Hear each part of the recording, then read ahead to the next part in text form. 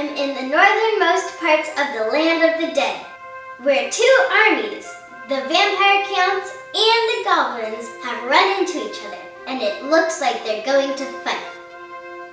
I'm Princess Steppen for Imperial Action News, and this is the Battle Report. And so you are... I'm Lord Zot, King of the Ghouls and Master of the Terrorgeist. How does it feel to have goblins coming in and battling for land? They are fuel for my army. I will use their corpses as more ghouls, zombies, and skeletons.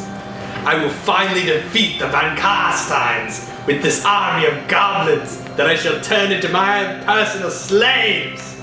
So, tell me about the army you're bringing to the field today. Over here, on my right flank, I have a horde of 40 ghouls, ready to come in and take out their flanks. Next, this is my pet, Shrieks and I. We are coming in to just decimate things. Here we have the main concentration of my force. We have 40 skeleton warriors, all armed with spears and a big horde. Then in front of them, we have two banshees and their two wraiths, ready to come in and scare the crap out of the wretched goblins. Then we have my zombies. Oh, zombies, I have lots of them. The remnants of the last army I killed. Here we have a collection of my hex wraiths. They're a gem I picked up a while back, and they've been working marvelously. Oh, and here we have some more ghouls, ready to smash into the goblin flank. This should be a marvelous day. So, what's your strategy? Let's turn now to the Goblin General. Please introduce yourself to our viewers. My name's Blocklock, and as you can see, I'm no goblin. I'm an orc. But the rest of my force is goblins, and they're ready to fight. In fact, my great shaman and I recently looted a wizard's tower. And that's where I found this handsome wizarding hat. And my great shaman found something interesting as well. A folding fortress. So, tell me about your army. As you can see, on the end here, we've deployed our spear chuckers. People laugh at the quality of our spear chuckers. Let's see how they do today. Moving right, you find our doom divers. These vamps are gonna feel the pain of our doom divers. Then you've got the good old standby, the rock lobber. We'll be lobbing some rocks today, that's for sure. On the left flank, we got a gang of 30 archers, and then a massive horde of 80 spearmen with a big boss. Moving toward the tower, where my squad is located, up in front you'll find my tower guard archers, another 39 archers with a goblin shaman. Moving right, you'll find another 80 spearmen with another shaman. And finally, another gang of 30 archers. And one last rock lobber, just for good measure. There are undoubtedly lots of goblins here today, which shall be great fuel for my army. The one big problem that the goblins face is that unlike my troops, they do not get to stand up once they have fallen. Without further delay, the undead forces push forward. Zombies first, then wraiths, then ghouls. Lord Zot himself flies to within screaming range, as the skeletons and hex wraiths shift their positions. A sorceress portal hits the wraiths with a fireball that does no damage. The combined death shrieks of Lord Zot's Scab Scrape and the Terrorgeist somehow kill only 2 of the goblin archers. Shifting now to the goblins, it seems they're more interested in fighting each other. Even the war boss is engaged in an argument with the great shaman. Meanwhile, this group of goblins seems enraged by the nearby wraiths and attempt a charge,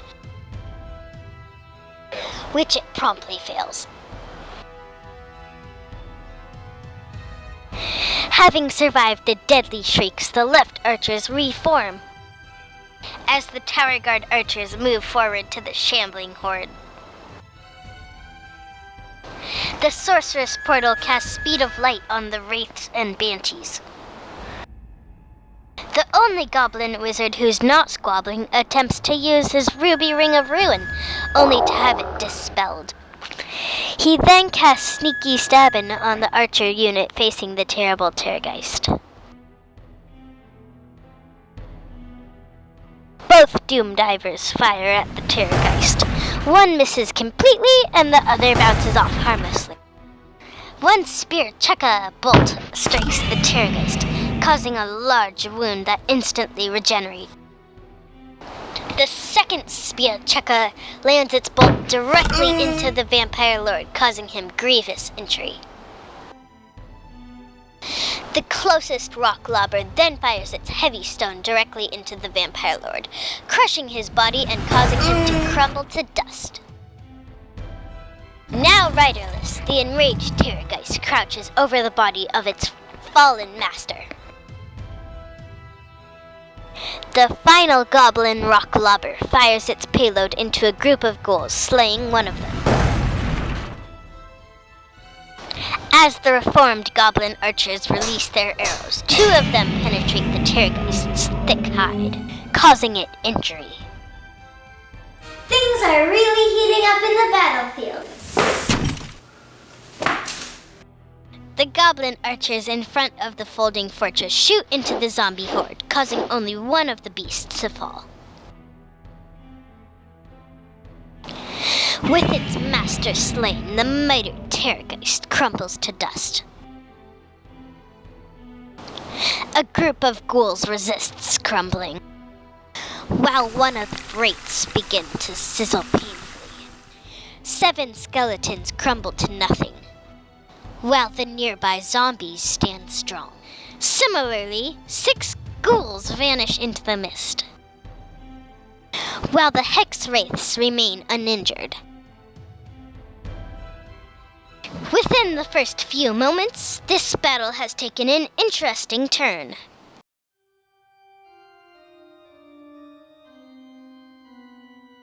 Lords up, how would you sum up the first part of this battle? Why did you charge forward with all those war machines and archers? Never seen a goblin actually hit a target. What goblins can hit what they want? Continuing to suffer from the loss of their master, one ghoul crumbles. Then another ghoul crumbles. Then 3 of the hex wraiths vanish. Then 4 zombies crumble. Finally, 5 skeletons crumble. The wraiths and banshees charge the left unit of archers, and the rest of the force begins to move forward. First the ghouls, then the hex wraiths, and then the zombies and skeletons.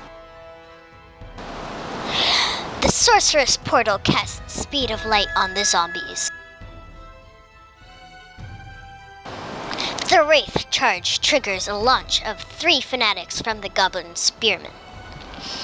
With the archers now outside the range of their war boss' inspiring presence, the banshee howls find them dropping like flies. Unable to harm the ghostly wraiths and banshees, the goblin archers are nearly paralyzed with fear. Nonetheless, the wraiths and banshees only manage to kill another 2 goblins, which is not sufficient to break the steadfast unit. Determined to show up the rest of the goblin army, the archers on the right advance full-heartedly toward the ghouls. The tower guard archers and the right group of spearmen throw rocks back and forth, and one of the spearmen falls as a casualty. The right group of archers then charges through quicksand, losing 2 of its goblins to the dangerous terrain before reaching the eager ghouls. As one fanatic spins near the sorceress portal, the other 2 fanatics smash into each other, destroying themselves. The left unit of goblin spearmen reforms and backs away from the menacing hex wraiths. The sorceress portal casts Speed of Light upon the lone fanatic.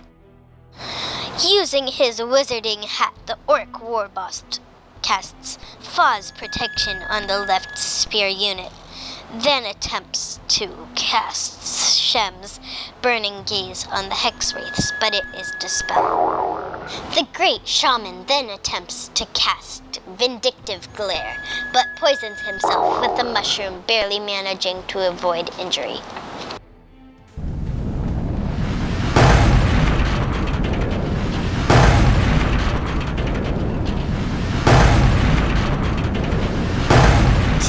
Divers and 2 stone throwers strike squarely into a pack of ghouls, killing 10 of them.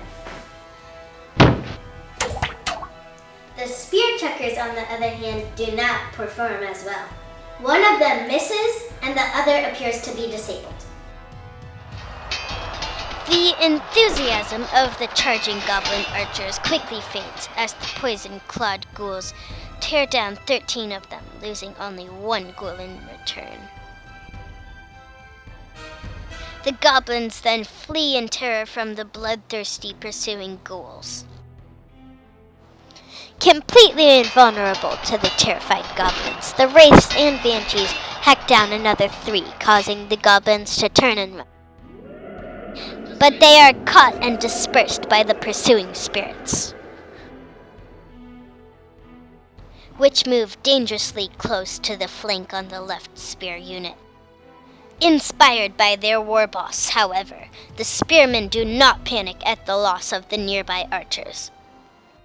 So, Lord Zop, how do you think the battle is progressing? Well, we seem to be doing a little better. They're losing a little bit of magic and sustainability because I'm not here, but I think they might be able to carry out the orders of kill them all! Turning now to the orc war boss. General, what do you think about 2 archer units breaking and running from battle? Archers? You think I care about archers? I've got these vamps right where I want them. You'll see. Stay tuned as this exciting battle report continues. To summarize the battle at this point, many of the goblins continue to squabble. The devastated archer unit on the right is now fleeing from the bloodthirsty ghouls. As the zombies, skeletons, and hex wraiths draw even closer, the left spearman unit has reformed, but faces an imminent flank charge. Meanwhile, a group of ghouls, pummeled by war machines, continued to advance. The undead continued to suffer significant losses from Cumbling, including the last of the tomb wraiths. Running for their lives, the fleeing archers cover an amazing distance, moving all the way behind the folding fortress. But this does not frighten any of the nearby goblin units. The approaching ghouls cause 6 fanatics to launch from the 2 nearby goblin units, 4 of which pass through the ghoul unit and 2 of which stop just short. The whirling fanatics send 9 splattered ghouls flying. The hex wraiths charge into the tower guard archers, and the zombies charge head-on into the goblin spearmen, suffering additional losses as they overrun a goblin fanatic. The unengaged ghouls and skeletons also continue their advance. The banshees turn away from the spearman flank and instead move to threaten the war machine. The sorceress portal grants the attacking zombies speed of light. The Banshees howl at the left Doom Diver, causing 2 of its crew to die of fright. The Hex Wraiths and their ethereal mounts slaughter 7 Goblin archers, but the steadfast Goblins remain in the fight. Despite their speed of light, the zombies only manage to slay 3 of the Goblin spearmen. In return, the Goblins and their big boss slay 4 zombies. With the zombie musician banging out an unearthly rhythm, both sides seem to have an equal footing in this fight. The devastated archer unit rallies and reforms. The Goblin fanatics whirl around crazily, harming only a few of themselves. And the right group of Goblin spearmen reforms. The sorceress portal casts soul blight on the zombies, reducing their strength and toughness. With his wizarding hat, the war boss casts Shem's burning gaze and destroys one of the 2 banshees.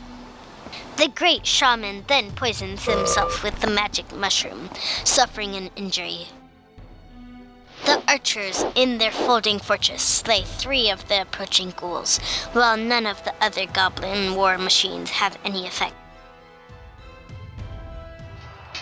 As the battle rages on, the goblin spearmen lose 3 more, while the zombies lose 8. The unstable zombies then lose 5 more. The Hellwraith issues a challenge, which the goblin shaman happily declines. The Hex Wraiths kill another 5 archers, but hearing the shouts from the war boss keeps the goblins strong. Keep fighting, you blokes! They can't stand against us for long! As the fight continues, the undead begin to crumble at an accelerated pace.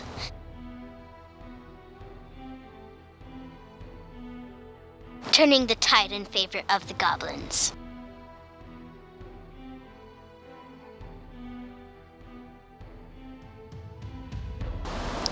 The first band of ghouls tries to charge the goblin spear chuckas, but fails. The other group of ghouls then charges the right spearman, overrunning a goblin fanatic and suffering significant losses as a result. The skeleton warriors move closer to the fight, only to have the sorcerer's portal destroy one of them with a fireball. The Hex Wraiths hack down 5 more archers, but the brave archers still refuse to run. Fighting fiercely despite their losses, the right goblin spearmen reduce the charging ghouls to 6. The other spearmen destroy another 10 zombies, but lose 6 goblins in their progress. Spinning out of control, one of the fanatics smashes through the goblin rock lobber, killing 2 of its crew. Another fanatic spins through the embattled goblin archer, killing another of them. The sorceress portal casts soul blight on the skeleton warriors. The great shaman and warboss cast Faw's protection on the tower guard archers and blessing of the spider god on the right spear unit. The warboss then strikes the skeleton warriors with Shem's burning gaze, destroying 3 more of them. Goblin war machines continue to pound the approaching ghouls, reducing their unit to a single rank. The zombies and spearmen continue to reduce each other's numbers. And the goblin spearmen on the right suffer 4 additional wounds before completely destroying the enemy ghouls. The goblin spearmen reform. Subject to Faw's protection, the tower guard archers suffer only 3 losses to the terrible Hex Wraiths, and once again they refuse to run. The determined Hex Wraiths again resist crumbling, but others are not so lucky. After 3 of them crumble, the remaining ghouls successfully charge one of the spear chuckas. The skeleton warriors then draw closer, and the sorceress portal grants them speed of light. The charging ghouls destroy the first spear chukka, then reform to face the other. The Hex Wraiths wound the Goblin Shaman and kill 2 more archers. Fighting hard, the left spearmen finally wipe out the zombies. Wasting no time, the spearmen reform and charge the Hex Wraiths from the flank.